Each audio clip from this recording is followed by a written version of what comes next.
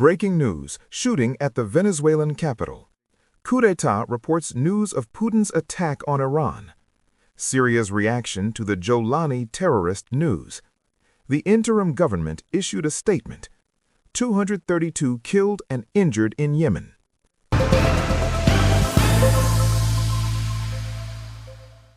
Hello, welcome to this news service. After hearing the sound of shooting and explosions, the situation is under the control of the security forces. The head of the Al-Mayadin office announced that the sound of explosions and shooting has reached the center of the capital. Shooting is ongoing around the capital. The exact cause of the shooting is not known. Russia Today reported that the coup d'etat may be on the move. The French news agency reported after hearing the sound of shooting and explosions, the situation is under the control of the security forces. Venezuelan media reported terrorists in the capital. Local media reported the Israeli news agency Kan announced on Monday that it has information that shows that Netanyahu, the Prime Minister of Israel, has personally contacted Vladimir Putin, the President of the Russian Republic, and has asked Tehran to ensure that Israel does not have any intention of repatriation. Netanyahu personally asked Putin to assure them that we have no intention of repatriation to you. In the continuation of this report, the Prime Minister of Israel used Putin to send this message to Tehran because there was concern in Israel that Iran would take action to advance against Israel. The Khan network emphasized that this issue has been identified as diplomatic awareness and announced that this message has been sent via several phone calls between Netanyahu and Putin. The Khan network emphasized that this phone call was made after the agreement between Tel Aviv and Tehran. Netanyahu, the Prime Minister of Israel, also announced in the Knesset that we have sent a message to Iran that emphasizes that any attack on Israel will have serious consequences. Despite this, Israel is still concerned about Iran's position, which may lead to an attack on Israel and a progressive action.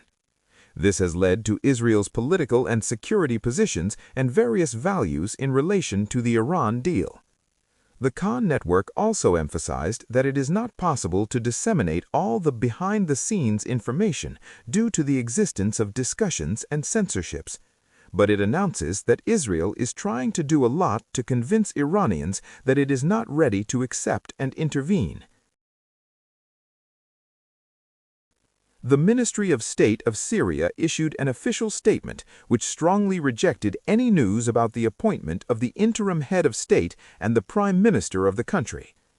Nuruddin Baba, the spokesman for the Ministry of State of Syria, may have spoken about the security incident against Jolani, the interim head of state of Syria, and a number of senior officials.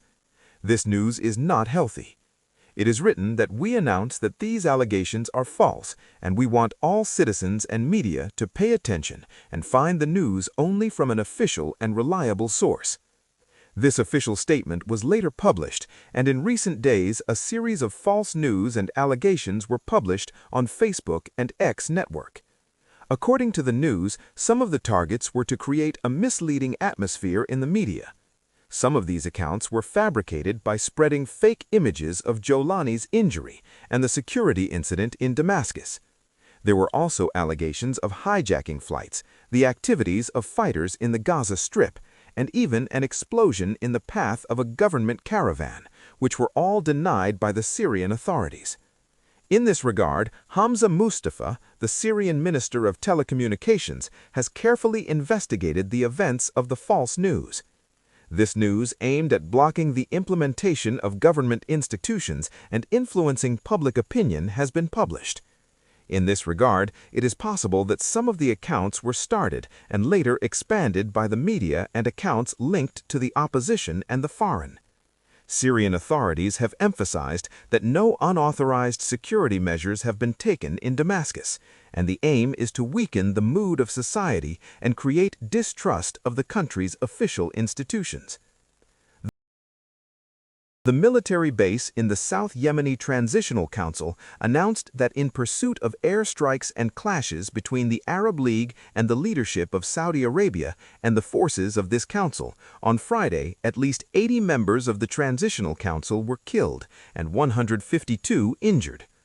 Recently, in the South Yemeni Transitional Council, it was stated that most of the forces of this council were killed in airstrikes on military bases in 2 areas of the West Sea and the Rashid camp, and the road adjacent to Mokala. The South Yemeni Transitional Council also estimated the number of casualties of this council to 130 people, and said that their fate is not yet clear. On the other hand, a state-run newspaper in the forces under the support of Saudi Arabia reported that the number of casualties from Friday to 14 killed and 34 injured in clashes with the forces of the South Yemeni Transitional Council are concentrated in the Khashiv and Sion camps. This happened after it was reported that the Yemeni forces under the support of Saudi Arabia launched a military operation on Friday to recapture an area that had been occupied by the South Yemeni Transitional Council in the Hazarmouth and Mohri provinces. Rashad Al-Mir, chairman of the Yemeni Transitional Council, announced that the Yemeni forces under the support of Riyadh have recaptured all of the Hazarmouth provinces from the control of the Transitional Council forces. The local government of Mohri province in East Yemen announced with a statement that the process of recapturing all military camps and public property, of which belong to all residents of Hassan province, has been successful. The local government of Mohri also announced that in the event of identification of any person or group that has a role in the attack or occupation of this center, they will be terminated according to the law, and no exception will be made to the opponents.